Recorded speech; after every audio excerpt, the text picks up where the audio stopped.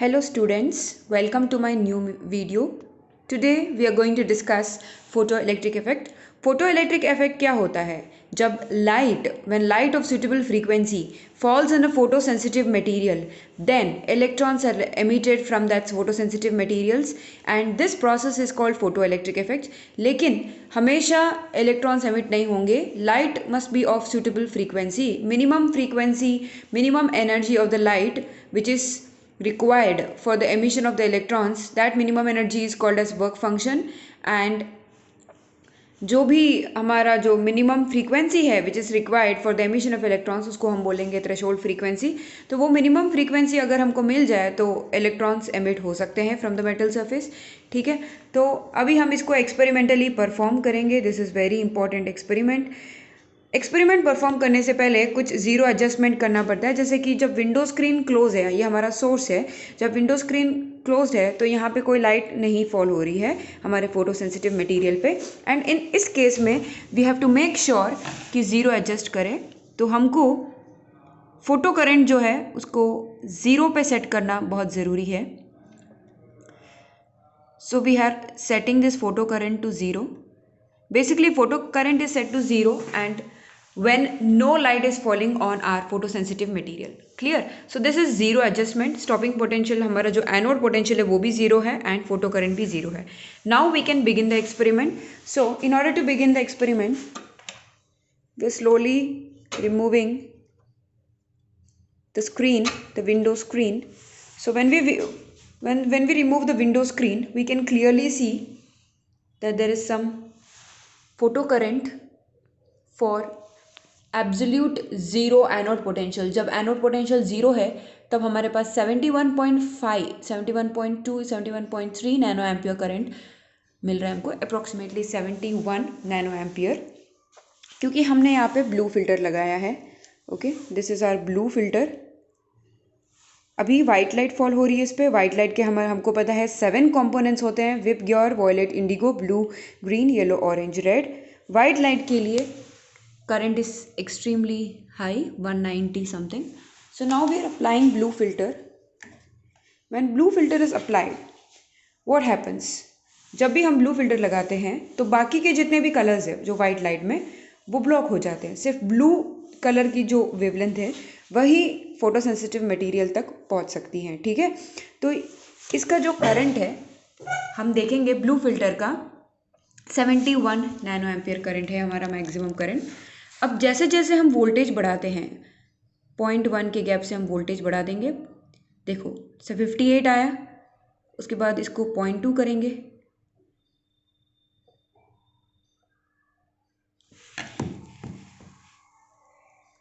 0.3, 0.4. जैसे जैसे हम इंक्रीज कर रहे हैं anode potential, we can clearly see, देखो फोटो करंट जो है रेड्यूस हो रहा है ना. तो हम different values of anode potential के लिए फोटो करंट नोट करेंगे और टेबल फिल करेंगे. ठीक है, कब तक लेना है रीडिंग तब तक लेना है जब करंट इज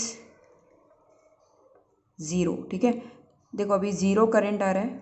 ज़ीरो करंट कब आ रहा है हमको? This is 310 0.3 0.2 nano ampere current आ रहा है हमको. ज़ीरो करंट कब आ रहा है? -0.9 वोल्ट पे. तो इधर तक आप रीडिंग ले सकते हो. इसके बाद you can stop taking the readings. ठीक है,